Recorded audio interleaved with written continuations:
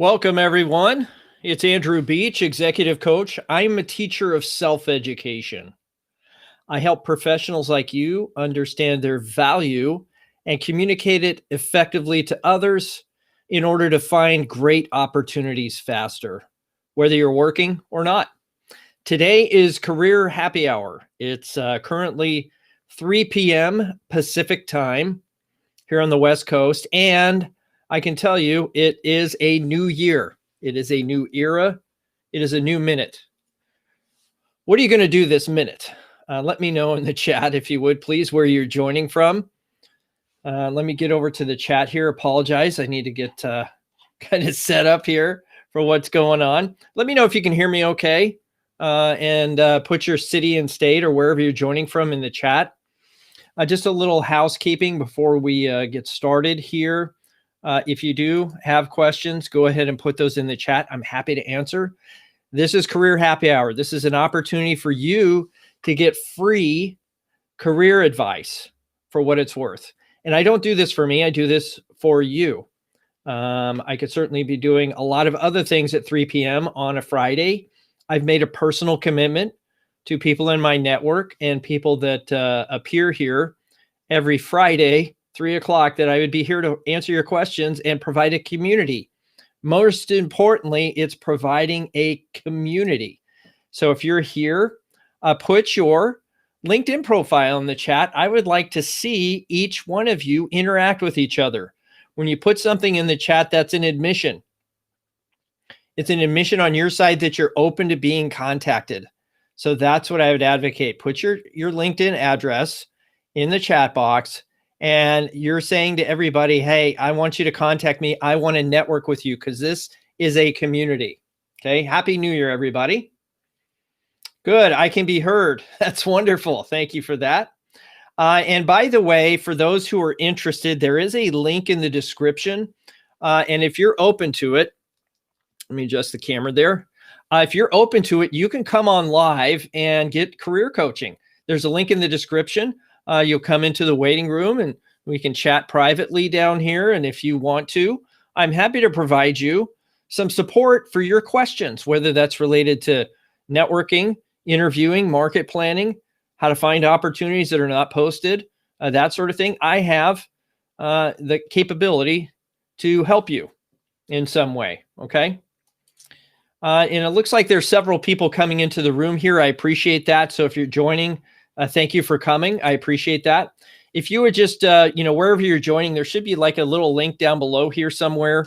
Maybe it's like right here on LinkedIn. I'm not sure. But there is a share button. I'd really like you to share this out with your networks. Let them know that we're here every Friday, 3 o'clock Pacific time. And let's spread the word. Let's help as many people as we can connect with our little community so we can expand. Okay, many people have seen here LinkedIn groups, right? Well, those are effective. Wouldn't it be great if this was like its own little Friday LinkedIn group where people could come and have conversation and do lots of fun things and get to meet new people, and lo and behold, some of these people come away with a new opportunity. Okay, good. I see a lot of people putting their LinkedIn profiles in the chat. Good for you. Keep it coming. Keep it coming. Okay, good. So a number of things on my mind this week, some things we, to a certain extent can't ignore. And we've talked about this quite a bit in the last year because there's so much going on. Let's just call it goings on that can influence our mindset and our capability to focus on what's important to us in job search or increasing our professional standing. Now, that doesn't mean I'm looking for a promotion or an increase in pay or any of those things. It's deciding, how do I want to show up in these conversations? So last year we talked a lot about, it's a pandemic. Everybody's impacted. A lot of people working from home. Guess what? You thought 2021, when it came around and we had a vaccine, that would all change. Incredibly, and actually not so incredibly, it's not changed, right? There's still a pandemic. There's still people working from home. Even though there's a vaccine, it may take a long time to roll out. So there's variables here that you just don't control, just like you don't control the hiring process at a company. You don't control that. You can navigate that. You can work within the framework that's established, but we don't control that. And therefore, there's things that we control and there's things we don't control. And we need to decide, each one of us, what will we allow ourselves to be controlled by? So answer that question for me in the chat. What will you allow yourself to be controlled by? The news, the pandemic, the vaccine?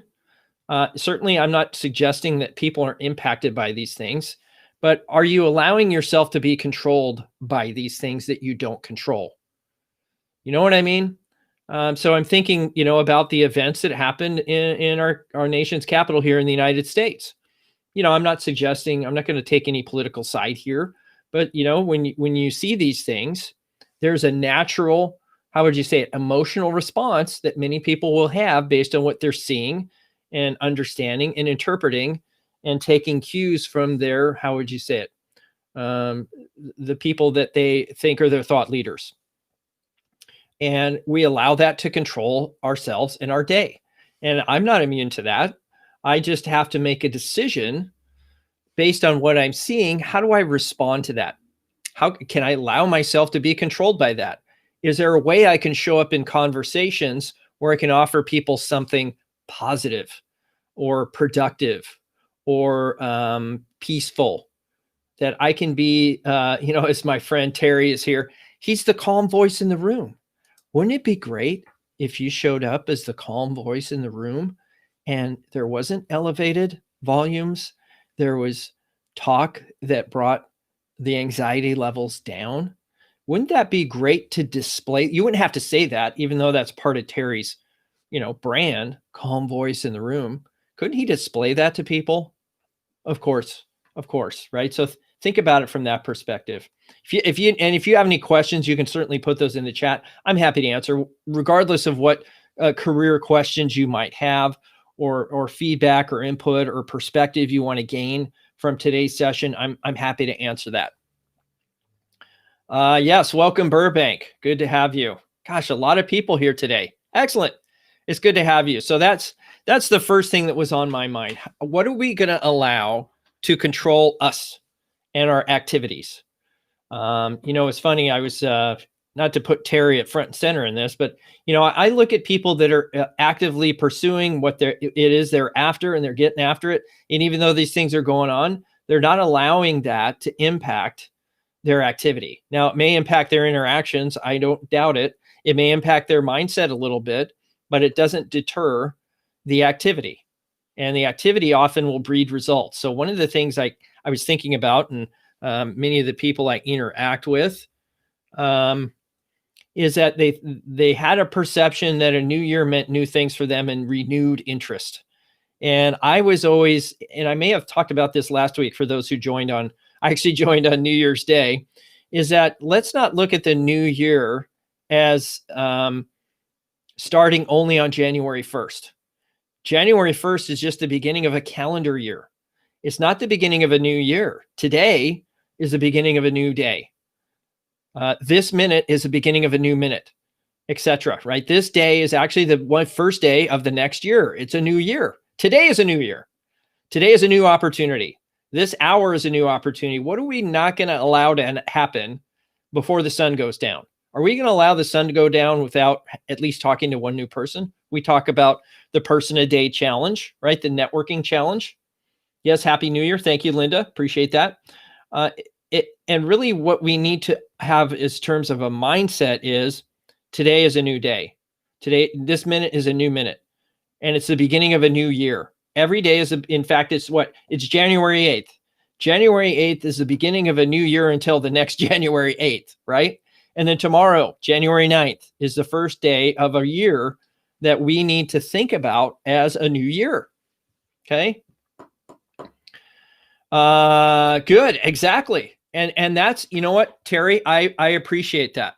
What I appreciate about you, Terry, is that even though these things impact everybody, we still need to perform. That part of it doesn't go away. It just doesn't go away. Good. Yes. And maybe it's not so much doubling down but refining, right?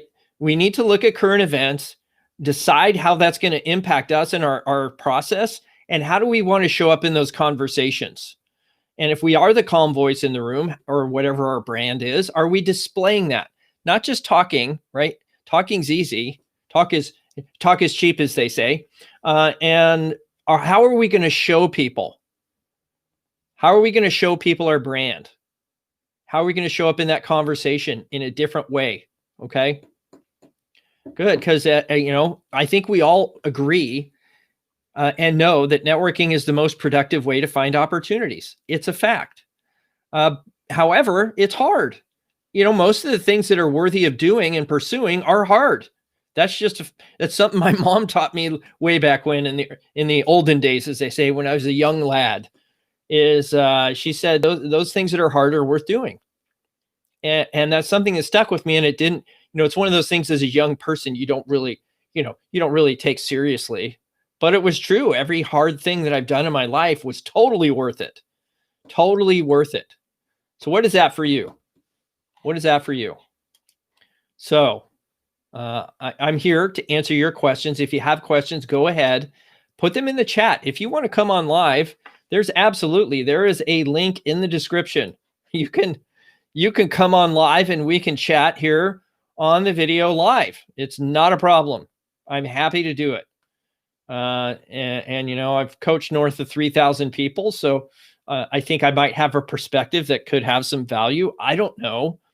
But I think many of us, as you might think, are thinking, goodbye 2020, hello 2021, thinking there was it was the last domino to fall. No, indeed, it was the first domino of a new chain of events.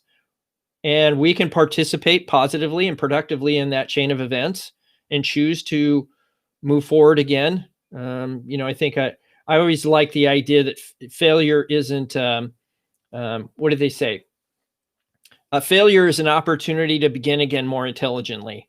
So we need to put the past to bed. We need to put, we just started this thing 12 minutes ago.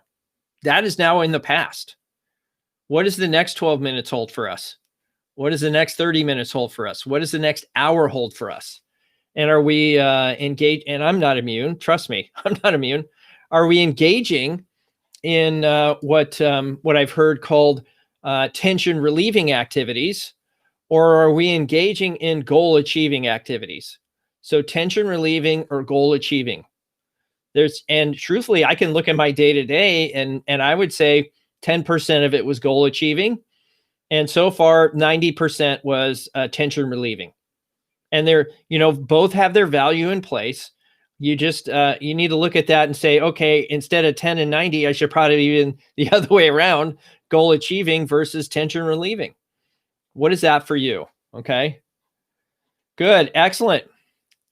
Thank you for the contribution, Tracy. Yeah. New year, new budgets, new job openings, new opportunity. People are looking at a lot of things now in the rear view mirror. That doesn't mean things have improved or changed for their organizations. It just means the people you're interacting with are more receptive. And that is a good thing. Okay. Positivity. Yes. Positive. Yeah. I like it, Linda. I thank you for that. Maybe we should all have a word of the year. And if your word of the year is positivity, that's great. Okay. Good. My word of the year is fundamentals. Fundamentals. In fact, I was just talking about that, and it's the topic of today's stream, is getting back to the fundamentals of job search. What is that? Fundamentals of job search. Okay. Fundamentals, right?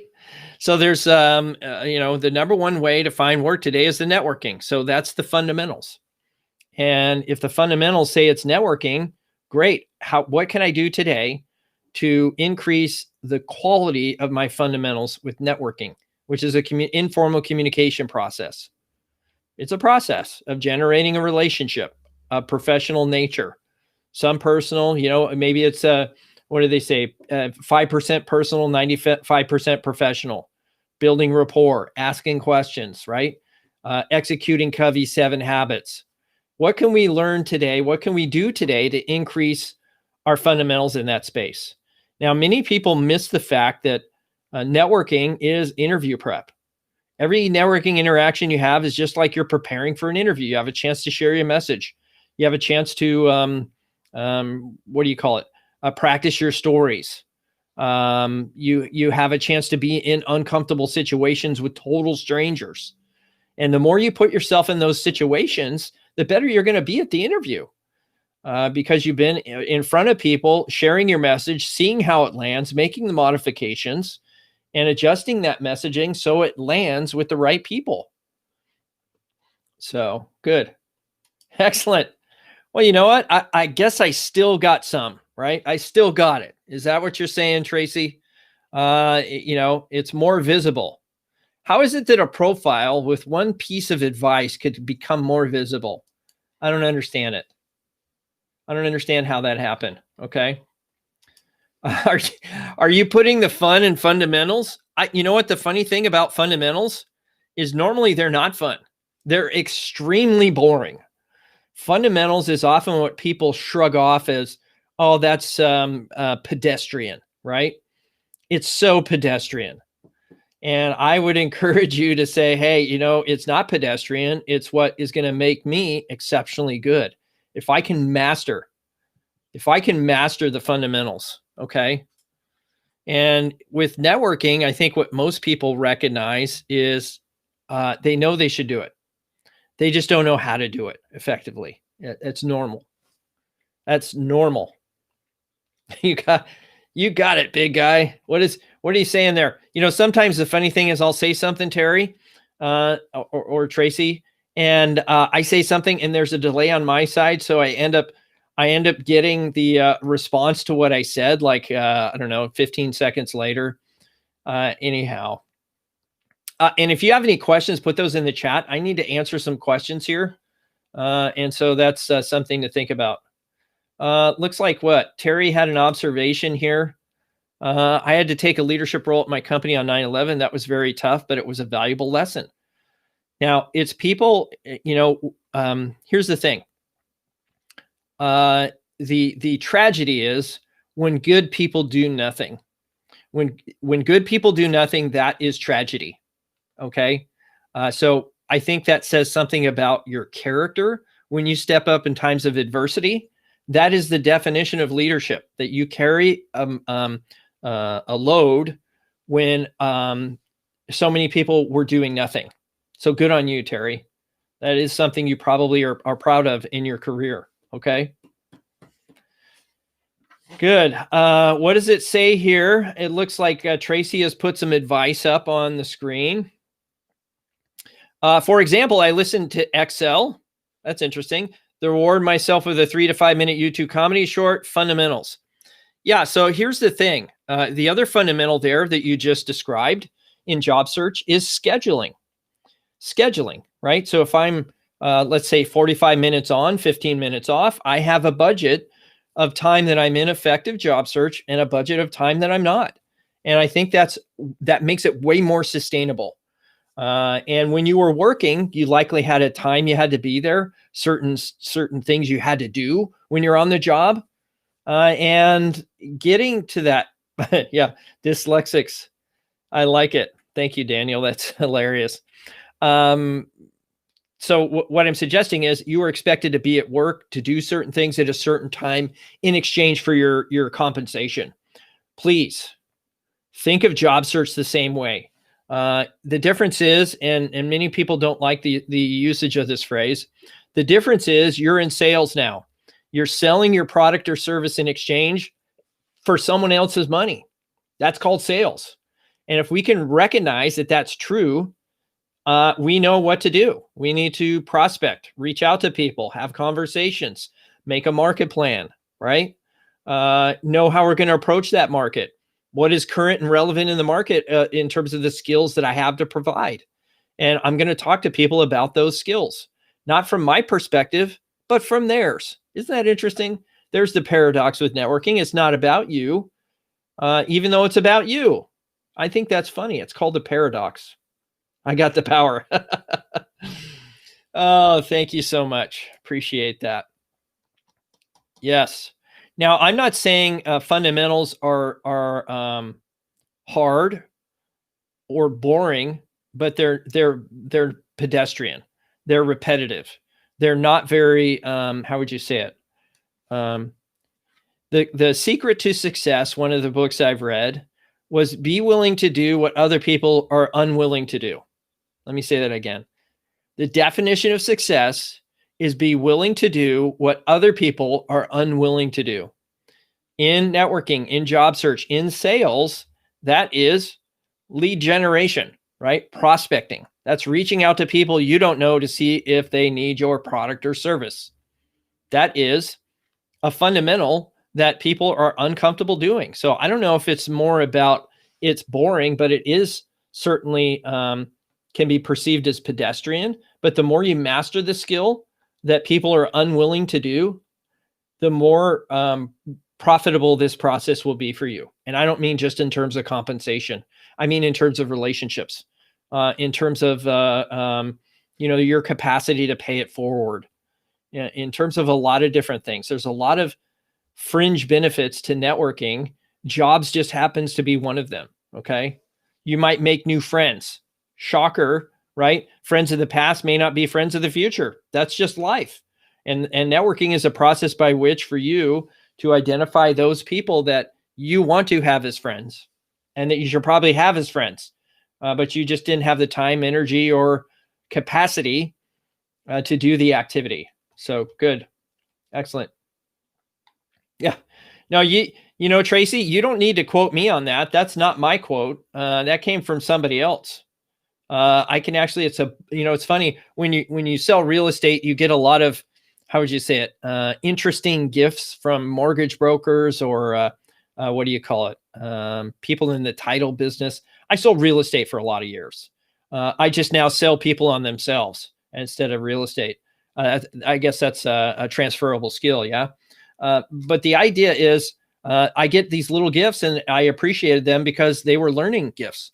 And I started recognizing in myself that I love to learn new things. I love to teach other people. I love to solve problems, right? These really scratch an itch that I have for myself professionally. And that is, I love to solve problems. I love to teach and I love to learn, right? These are like three legs of a stool. What is that for you? What are the three things you love to do?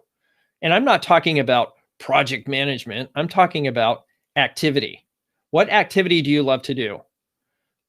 Maybe that's organizing things. That could be part of project management, but it could be part of a lot of different things. Maybe you like troubleshooting, finding root cause. Why? Well, why do you like finding root cause? Well, I don't like things not being right. Okay. So we have to think more plainly. We don't always have to speak about ourselves in how would you say it?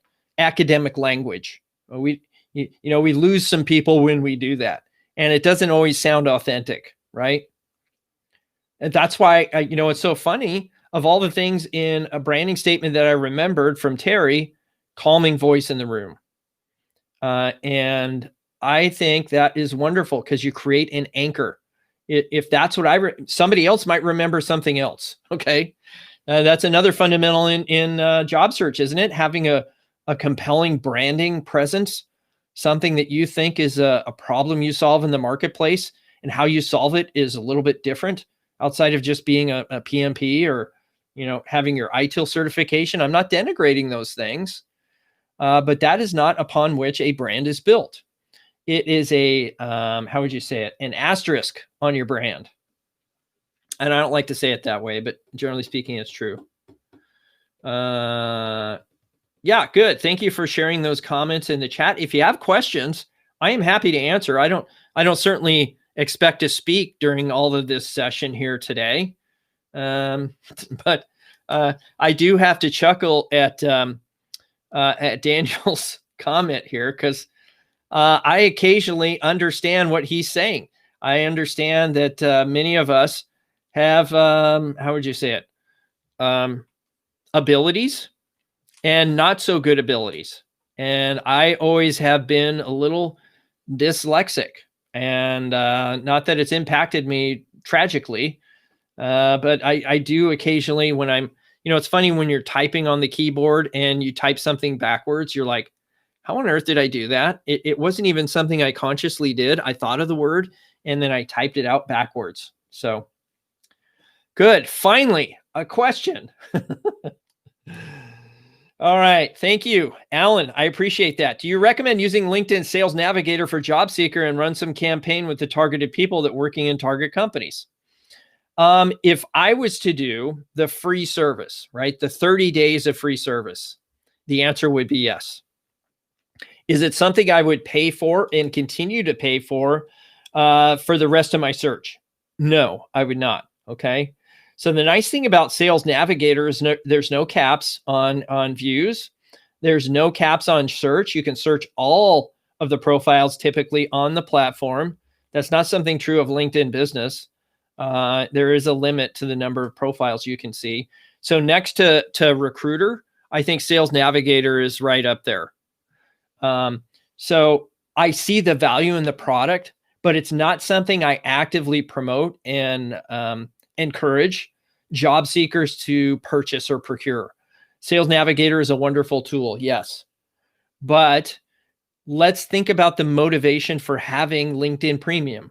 We presume that it's going to get us something, more exposure, better leads, right? We must be thinking in our mind that there's something that is positive coming out of switching to that particular tool. I have never, when I was seeking work, I never had premium service, didn't buy it. Okay. The only reason I have premium now is because I can't afford to run into commercial use restrictions when I'm doing training sessions. That's the only reason. Otherwise, I wouldn't have it. The other reason is because I get to see on LinkedIn, you get to see that I sell services. And then I get leads from LinkedIn that way. But other than that, it's not worth having. From my perspective as a job seeker, I wouldn't have it. I would not have the paid service. There's nothing I can't do with the free service. If we're going to go to that extent, Terry was talking, I think this last week, about he had connected with like 200 and something people. Or sent connection requests to that many people. And when you start doing cold outreach to people at that level, that's commercial use, and LinkedIn will restrict your account unless you buy premium. So you might be forced into that situation. I'm not suggesting you have to have it. I think it's best to go with the people you know first. Here's the fundamentals of networking. Networking 101 is you start with the people you know first. Why? There's a lot of reasons why. Make up your list. I'm not going to share those with you, but make up a list. Aside from Indeed.com, what would you say is another key job search tool? I think everybody can tell me in the chat what's the answer to that question. Derek, you may or may not be a regular member here. If you're not, welcome. I'd really encourage you to put your LinkedIn profile address in the chat if you want people to outreach to you. Okay. This is a community. We help each other. If you want to be part of that, great. Stick around and be here every Friday, 3 p.m. Pacific time. If you don't, then I understand. Many people like to just, passively watch these sessions, and that's okay. There's nothing wrong with that. But the idea here is we're here to support each other. Okay. So what would people say is the answer to this question? I want to see in the chat. How do you think I would answer this question? Those who know me. Okay. Because aside from Indeed, what would you say is another key job search tool? Okay. And I haven't seen, there is a delay here. Okay. Maybe I should go to the live version of this, but it's actually networking, Derek. The other key job search tool is networking. It is the number one tool for job search. And that is not me being flippant or dismissing the value of a job board. They're just not effective. Okay. However, thank you. Finally got there. Thank you, Derek. Appreciate that. And Linda, thank you. Good quality resume. That's part of it. It's not the only part, but the number one tool is the networking. And so what would I advocate? Well, I'd advocate you budget, and that's the scheduling, right? So the key thing we talked about is scheduling. Having a brand is super important, and the networking. And so this is how we level up. We get back to the fundamentals of job search. And that's the networking.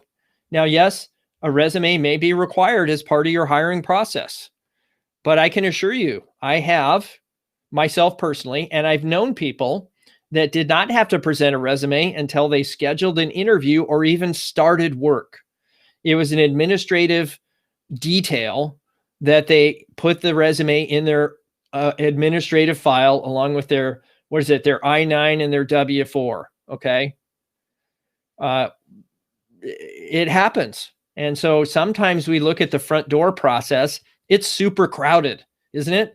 You go to Indeed, you see all these postings, you better apply. And geez, wow, there's like 5 million jobs posted here. Okay. And I had a thought to myself just the other day, as you're looking at all these postings, you're like, wow, which one should I apply to? Which one should I not? And it reminded me of the LinkedIn photo frame for back to work, or whatever is it, open to work. And I thought to myself, if I did a search for candidates, which is the flip side of that, would I be, wow, I would take that person over anybody? Or would I really search for a candidate based on their open to work status? Wow, I have a problem to solve on this project. I'm going to see who's open to work. Do you think that everybody on LinkedIn is open to work? They are. Why do you think they're on LinkedIn? There's 720 million plus accounts here on LinkedIn. And don't you think that everybody is open to work? And the answer is yes, they are. Okay. So I just find that funny. The LinkedIn profile is a static resource. Okay. It's not dynamic. It's no opportunity to provide you a relationship. It could be a door opener. Yeah, that could happen. But generally speaking, the profile page is not the value of LinkedIn. Let's be honest. It's a replacement for the resume. And I can see a point in the future, if we start reading the tea leaves, that you're not going to need a resume anymore. They'll just take your LinkedIn profile instead. So keep that in mind. Let me grab a link here, and let's go over to the live stream. Just bear with me for a sec. I'm just going into the live stream to provide you the link if you want to join live here. Okay.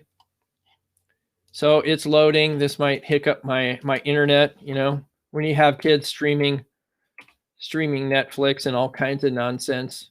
Anyway. Good. So there is a link in the chat. If you want to become one of my supported confidants, you can come on live, and I would be happy to provide you on-demand coaching. On-demand coaching. Yes, Derek, thank you. Thank you for answering your own questions. It's the networking. Yes. And I would not think that a posted position represents the entire market. It doesn't. And if it does, it would be way more effective.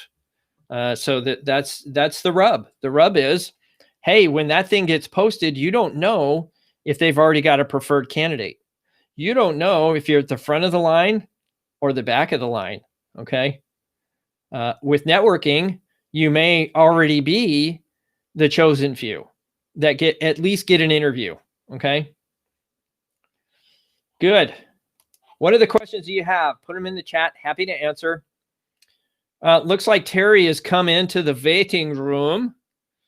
Let me see if I can get him. I don't know, Terry, if you're ready to do this or not, but hopefully your internet won't let you down. Mine let me down today, so I apologize for that. But hey, Happy New Year. Happy New Year to you. So far, so good. Yeah. So what's on your mind? Oh, nothing much. Just thought I'd join the discussion. I really appreciate your thoughts around what we do, to address the world situation around us. And I want to say, these are challenging times. I mean, we are under duress as a society, and it is every bit about how we as individuals choose to show up in this process. And there's a time and a place for everything. So it's very bizarre what's been going on, but we still have things we have to go do. Yes. So yes. There you go. I guess one question I would pose. So you made the comment earlier about talking to people, talking to people that and so forth, and that's kind of an ongoing thing from my perspective, that I'm trying real hard to make sure I'm regularly engaging with as many people as I know that I can. But I'm also feeling a sense of strength and safety in numbers, so that's why one of the reasons why I'm pushing on continuing to grow my network, and that has been a very fascinating exercise just in these last few days, and whether it's a function of the situation or whether it's simply because people have more time on their hands because it's the holidays, I don't know.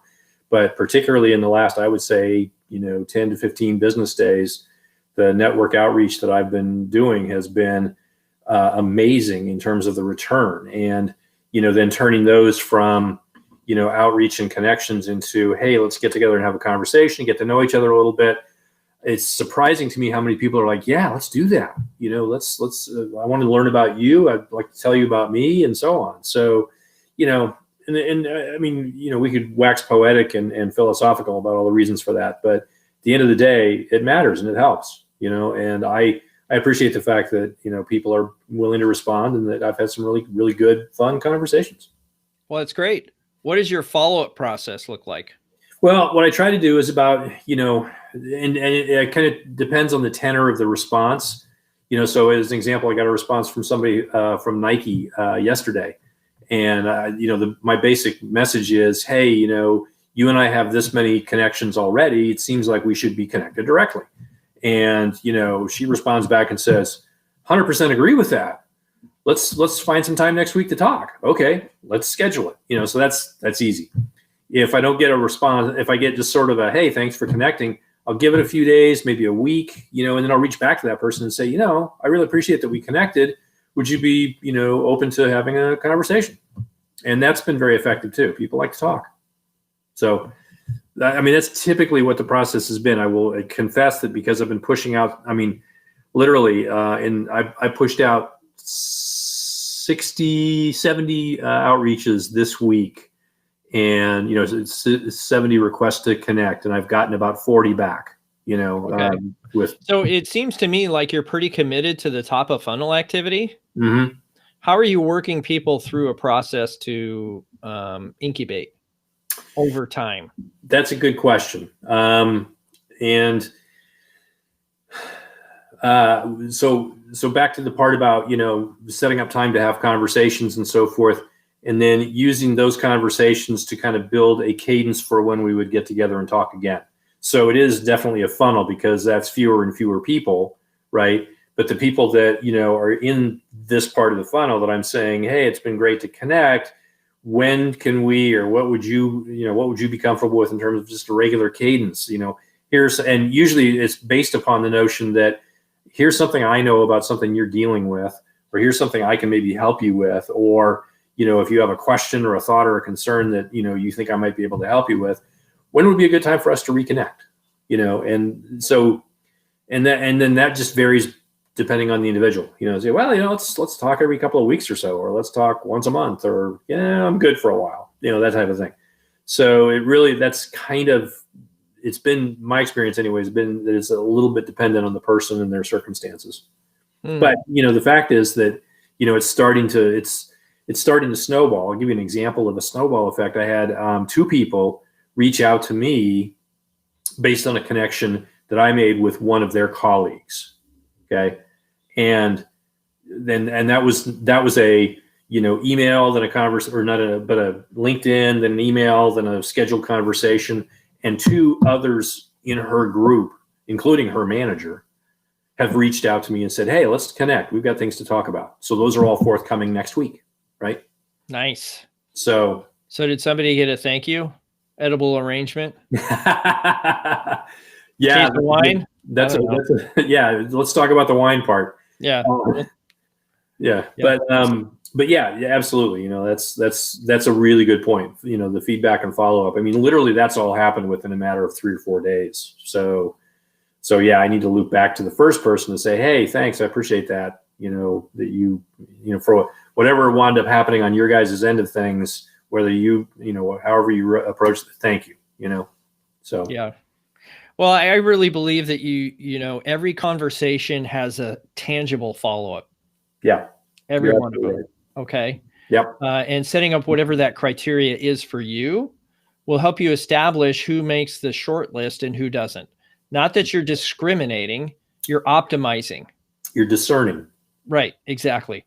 Yeah. And if you have a set of criteria by which you are evaluating each of your networking contacts based on their interest, their availability, their engagement, whatever that is, their level in a company, their capacity to think outside the box, I'm sure you have a set of ideals that you would have in a leader that you'd like to work for. Yeah. And if we emulate those and we meet enough people, we'll be able to tell and separate the wheat from the chaff, if you know what I mean. Yep. That is a refinement process by which you are creating a fit list, right? If you want to call it that. Mm-hmm. Now, outside of that, and you might call that your dirty dozen or whatever you want to call it, your top 10, or, you could put a name on it and people come on the list, people come off the list, people retire, so there's always this active list that you're refining. Absolutely. It's something I'd always advocate people to do. Now, outside of that, there's a group of people that you just, is maybe arm's length incubation. Mm-hmm. And that kind of group, I wouldn't be opposed to like having, email blasts go out or a group message of some kind where you BCC everybody, right? Yeah. Just to keep them posted on your process for finding employment, because that's why you originally reached out to them. Yeah. Just as a communication tool. I like the idea of a job search update. I find them very valuable because so few people do it. If there's people in your network where you're like, I didn't really know where this should go or how we should handle this, it's something I think really helps. Good idea. So, and you probably have a large group of people that came top of funnel. You didn't identify any kind of commonality, but there was interest, but no tangible next step. And you're like, what do I do with these people? Right. Mm-hmm. Yeah. So I don't know if you have a tracking system for that kind of thing, because you're talking pretty large numbers. Right.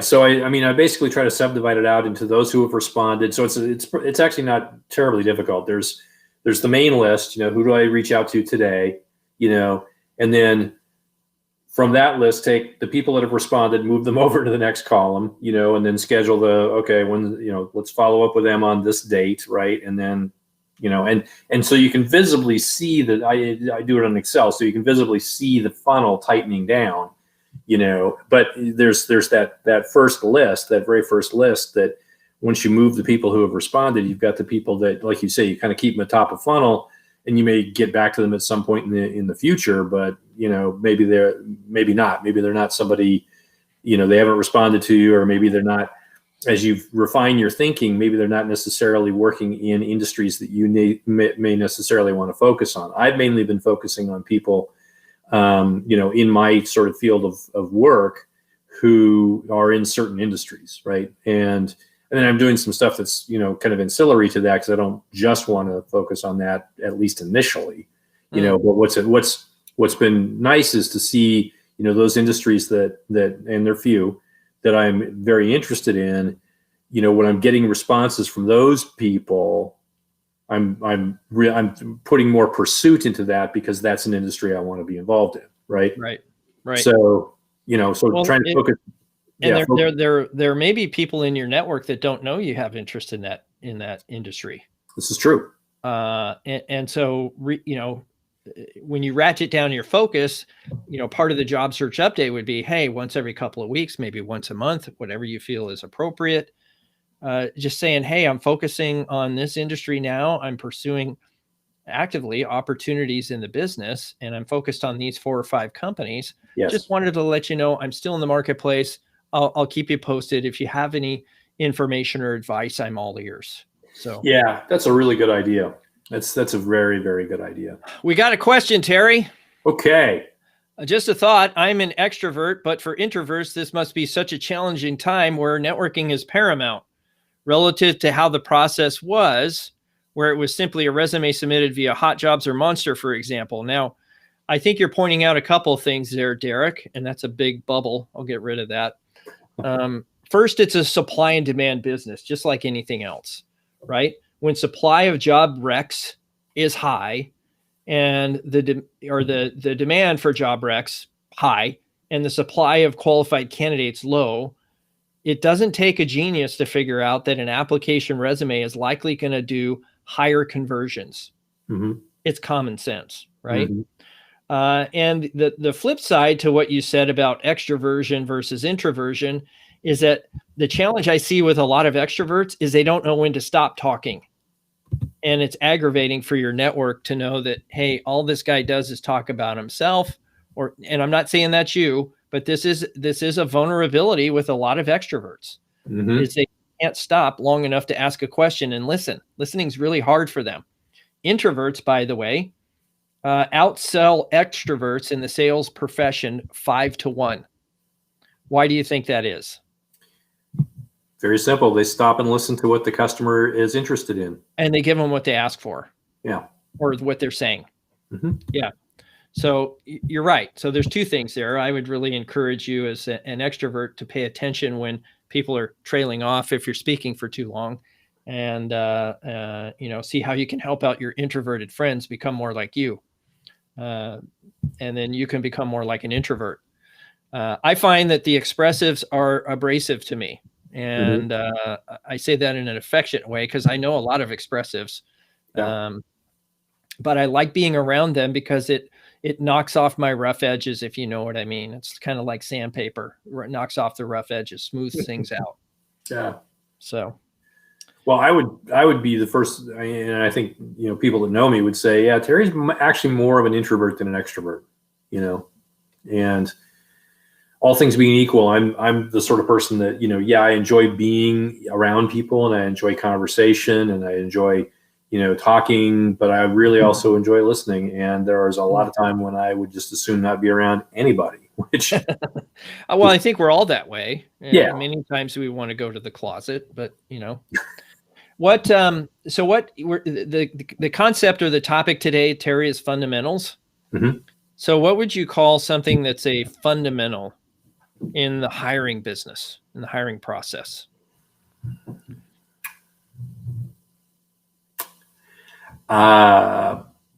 Make contact. Now I'm speaking from the standpoint of somebody who has been in the profession of hiring people, correct? Mm-hmm. That's what you're looking for? Yes. Make the contact, right? Think of it, for people who haven't experienced, living and working around recruiters or recruiting or what have you. I mean, the single most important thing that a recruiter can do, and this is hard, and I'll explain why in a second, but the single most important thing they can do is they make contact. They make connection with people because, number one, the people that they hire, the recruiter, the in-house recruiter is likely the very first person, most likely, the very first person with whom the candidate has contact in the organization. So that relationship sets the tone for all of the relationships that go forward after that. Okay. So number one, the recruiter owes it to the candidate and to the organization to do that well. And they owe it to themselves to do that well too, because realistically, that's the bread and butter of recruiting, is making connections, and you make connections by developing good relationships, right? So the flip side of that is that, it matters from the standpoint of what I will call, you were talking about my brand a little while ago. I'll talk about, brand from the standpoint of the employment brand, right? An organization is can talk all they want about their swoosh or their, whatever their, corporate logo happens to be, and that's their brand. But their employment brand is all about how they treat employees. And that process starts the very first time that they meet. And the other part of it is, for all the folks that may go through an interview process that don't make don't get the position, right? It's still an incredibly important brand exercise, because those people that walk away not being satisfied still need to be treated well and handled well, because they are the source of the employment brand from the standpoint that I didn't get employed there. But you know what? They treated me with so much respect and kindness that I'm really kind of okay with that. And I know that if another position comes up, A, I'll apply for it because they seem like really good souls. And B, the chances are not bad, in fact, probably pretty good, that the recruiter will remember me for that, because they took the time and effort to build that relationship with me. Now, that's a lot of work, and recruiters need to be very, very dedicated to what they do to make that work. But really good ones, and by the way, a lot of really good recruiters are really introverted people that I know anyway. But that it seems to me to be able to discern, like we were talking about before, how much of what this person is saying is valid and authentic and genuine, and does that meet our requirements? Yeah. So I'm sure they hear a lot of people that are nervous, unprepared. There's a lot that goes into that, but I guess the question I would have from the other side of the table then is, what you're telling me is this is you're talking about philosophy. Well, maybe not philosophy, best known methods or standards, right? And not every company treats candidates that way. And you've been in the market now and have seen it from the other side of the table. And how is the networking piece, right? That other fundamental we talked about today, how is that helping you kind of, I don't want to say subvert, because you're in the domain for which, a lot of times they're the function that you're trying to get hired by, right? Right. Yep. So, how is that working out? So I'll tell you a story about a conversation I had literally this morning with somebody that recruited me a few months ago to a position where ultimately the situation came down to me and one other person, and the other person got the deal and I didn't, right? And it was really frustrating, because it was very clear that this person, this recruiter, and this other person that I interviewed before I interviewed with the CFO for the final round, we really seemed to get it, make a connection. We seemed to get along and understand each other. And so, so I made it a point to get in touch and just say, I gave it a little time because they were busy hiring somebody else, and all that sort of thing. So I gave that a little bit of time to simmer. And then I reached out to the recruiter and I said, hey, I'd just like to reconnect with you. And she was a little surprised. She was like, okay, why? Well, because, we started a relationship, and as it turns out, I don't get to work with you in that particular context, but who's to say that we may not work together in another context someday? So let's have a conversation about how we keep those lines open, right? And so we had this wonderful conversation this morning. She actually blew off another meeting, so that we could just continue talking. Well, yeah. So that's, in sales, we would call that person an advocate, right? Someone willing to sacrifice their reputation to help you, right? And to put their name behind yours because of it. Yeah. And maybe not a reputation, but at least sacrifice a meeting. Right. Well, I mean, and I'm not saying they're going to lay down their life for you. Sure. What I'm suggesting is they're capable, willing, and how would you say it? They're able to refer you, recommend you, and are willing to go out of their way to support you. Yeah. Now that doesn't mean it has to be a hiring manager. In fact, a lot of times hiring managers will take advice from their people. It could be a peer. You don't have to have a principal in your back pocket. It could be their most trusted ally, right? Or their most trusted employee, right, that gets that status. But the point is, we had this tremendous conversation, and we are now. I can legitimately say, and I think she could legitimately say too, if you asked her, I'm an advocate for her. She's an advocate for me. Who knows where we all wind up? But at some point, that could, and I'll nurture that. I'll make sure that we stay in touch periodically. And who knows where that leads? Someday I may hire her, right? Someday she may call me up out of the blue and say, Terry, I just talked to you got to go call these people right now. That's the way this works, right? That's what networking's all about. Yeah. Well, or you get those calls out of the blue. Hey, so-and-so said I should talk to you. Right. Really? Okay. Now I have somebody to thank. Yeah. Well, I could go on with stories with this for a long, long time, but that's the whole point of it. You do right by people, and this is sort of cheesy philosophy, but if you do right by people, then chances are fairly good they'll do right by you. Yes, the golden rule. Mm-hmm. Exactly. Well, I don't see any other questions here, Terry. I don't know if I have much more to answer, but we did fill up our hour. That worked out pretty good. Well, I hope that nobody was feeling like they can't interrupt. Well, yeah. Here's the thing. It's a new year. It looks like we have a handful of new people here, so it's obvious that the word's getting out. I would just like to see more people engaged, rather than what do you say? What do they call it? LARPing. I think it's live action role play, right? Or they're just squatting on the stream. Not that that's bad. What I want to suggest is that I'm an okay guy, right? And often people get a value out of the conversations that we have, and you can get some active support that way. Right. Absolutely. And I love being here. I really enjoy this kind of conversation. I love it when other folks weigh in and ask questions and so forth. And, sometimes I'll just sit back and be quiet just to let it flow. But, feel free to, things are going slow. Feel free to pick on me anytime. Yeah. Well, and I believe that anybody that's put their LinkedIn profile address in the chat is open to connection. Not just that, but this is a community. This is a community of people that are here to support each other. And, networking is hard enough with people you don't know. But here's a community that's committed to saying, you know what, I'll be your wingman, right? I'll be your huckleberry, whatever you want to call it.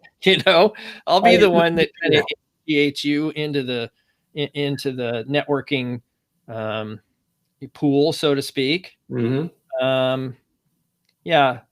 Networking ops. Yes. Connect with each other. Yeah. Not just connect on LinkedIn. That's easy. That's administrative work, really. And it's taking the next step, as Terry indicated, and saying, hey, now that we're connected, let's have a conversation. And a good portion of those people will say yes. Rough numbers, Terry, would this be accurate? You're getting about 50% acceptance on a request. Yeah. And about 10% of those people say yes to a conversation. I'd say more like about 25%. Oh, really? 25% say yes to a conversation? Yeah, I'm getting about 1 out of 4, roughly speaking. That's pretty good. You must be doing something right. It's my charming personality. It's the basement lounge. I know it. It's got to be. I need a basement in my house, and everything would be solved. That's right. Well, you got to have a basement lounge, man, because then you can do things like Jazz on Thursdays, which is a regular feature for me on Facebook, and I'm restarting my Saturday Night Live stuff. I have archives of full seasons of episodes that I run up, one every Saturday night just for fun. Is that like on VHS?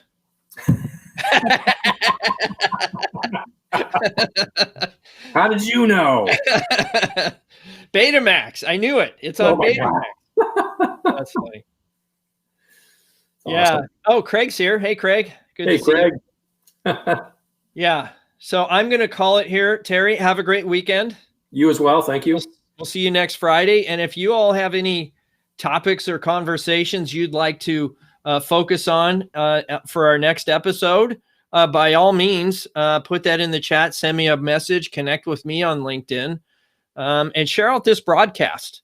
It doesn't take but 2 seconds to share it with your network with maybe 1 or 2 things you learned during the session. Okay. And we're here every Friday. It's happy hour. So career cocktail hours, Terry calls it sometimes. So good. Thanks, everybody. Have a great weekend. And we'll see you next Career Happy Hour.